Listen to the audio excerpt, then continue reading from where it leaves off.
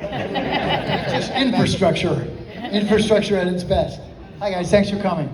No problem. Delayed reaction, but you kind of nailed it. We'll get it on second. Thank you for coming. We'll get it on take two. Hey guys, thanks for coming. We're only going to print that one. That's the only one we're going to print. Ben, over to you. You know, I kind of, it's fun sometimes when you do these panels where there's no intro and the guest just comes out with you. It throws the audience completely by surprise. Exactly right. Who's that guy? What's he doing with Ben? I shouldn't have said anything. I should have just let you come up here and just sit down and see how are we getting more and Mike and Tom eat snacks. See, that's great. Anybody? Show of hands, Mike and Tom eat snacks. There better be somebody out there that knows what that is. Wow, I thought there would be more Okay, people. thank God.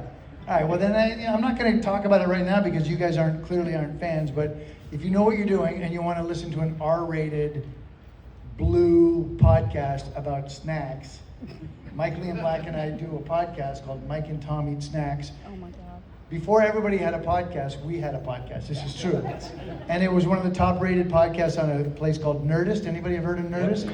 Chris Hardwick's. Nerdist, yeah, and then it got taken over by a couple different companies. Anywhere you get your podcast, as the kids say, you can get that podcast. It is a solid podcast. I recommend start in the podcast. We pick a snack, we eat a snack, we rate the snack. Couldn't be simpler. And yet, sometimes we don't even talk about the snack because it's all comedy. It's all improv comedy. We've only 2 rules, and one of them is we don't plan anything. And so, this. You guys are great on take 2. So obviously your character of Harrison Wells had many iterations over the course of the series. I kind of lost count. How many iterations of Harrison Wells were there over the course of the entire run? The diehards here are the people to ask because I don't know. You don't I honestly remember don't know. I know there was a lot. Does anybody out there know exactly how many there were? Go ahead. I'm not going to call you out. If you hit me with 4, I can tell you it's over 4. 10. Yeah. Because you're forgetting the guy with the petrol, and then there's like, yeah, there's the Council of Wells, there's that Wells, Sherlock, right? There's look.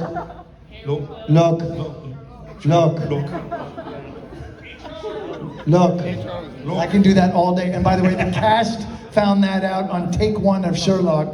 That's going to be a runner where they're going to say, oh, so anyway, Sherlock. I'm like, look, it's not hard. Look, pronounce it, look. And then no matter how well they did, it would always be like, it's not hard, it's look. And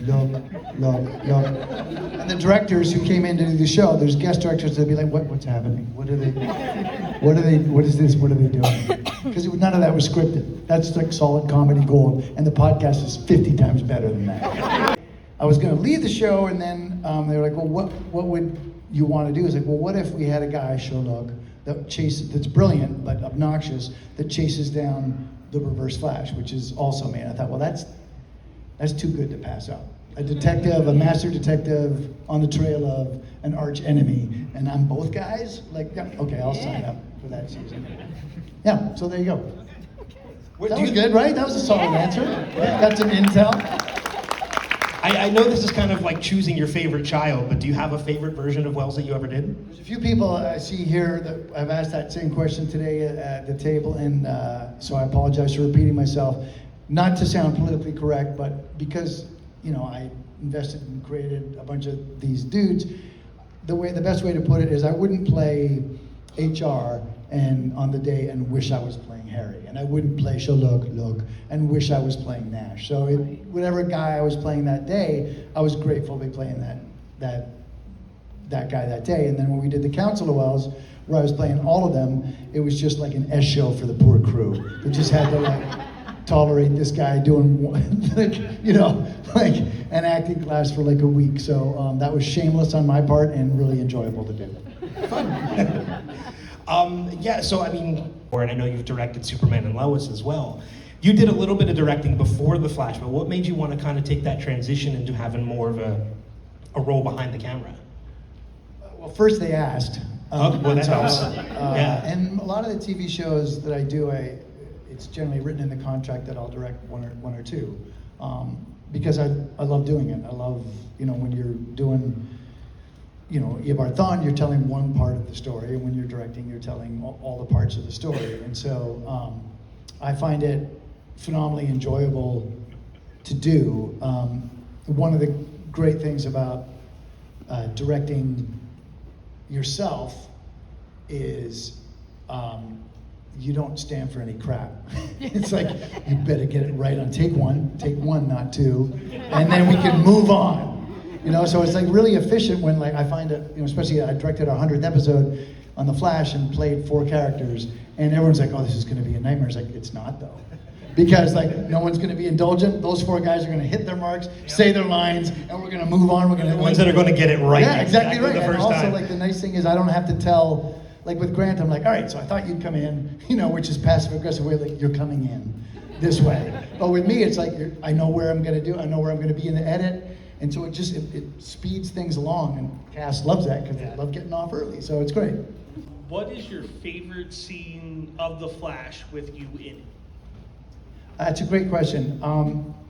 It comes down to a few, like, again, like the 100th episode was momentous for us because 100 episodes, what?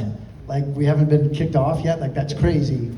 And then the fact that I directed it, there's a scene in there where you have to watch the show.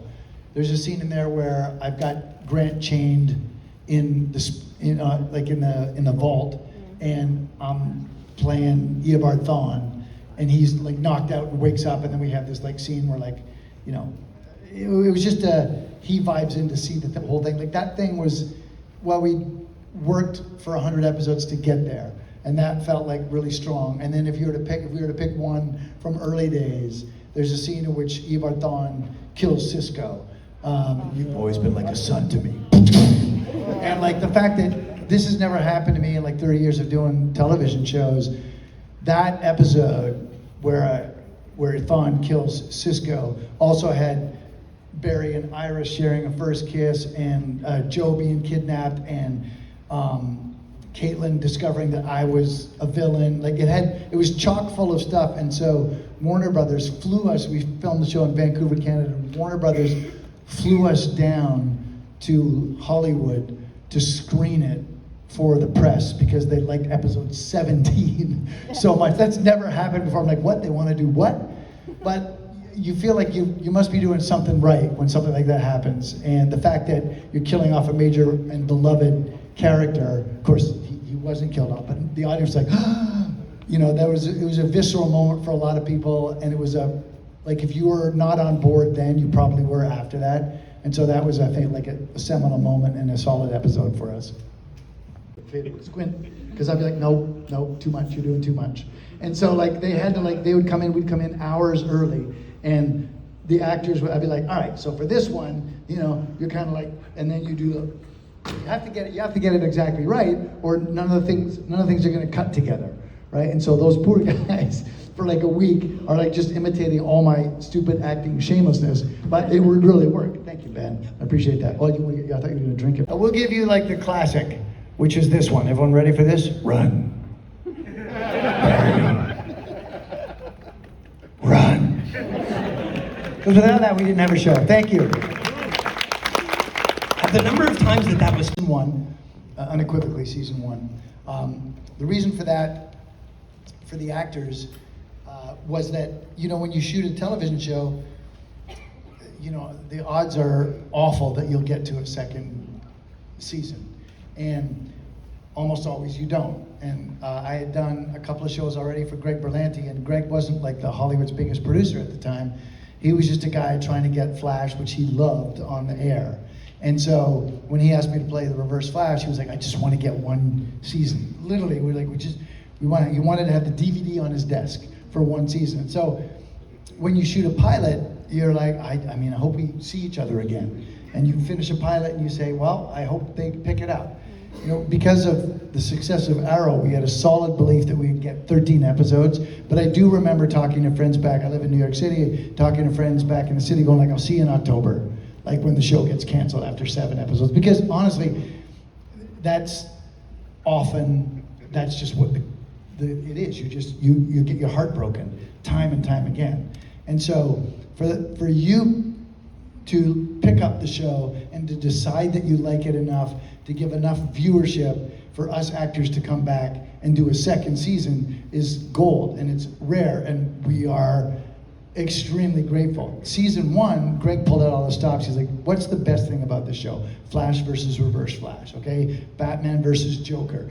Superman versus Lex Luthor. Let's tell that story and hope we do a good job. And so the season finale is Flash versus Reverse Flash. Flash wins. And I thought at the time, I was like, well, I'm out. That was great. I had a great year. And so a lot of that is like, you're sharing something with people, and it's kind of special because you're not taking it for granted. On season 4,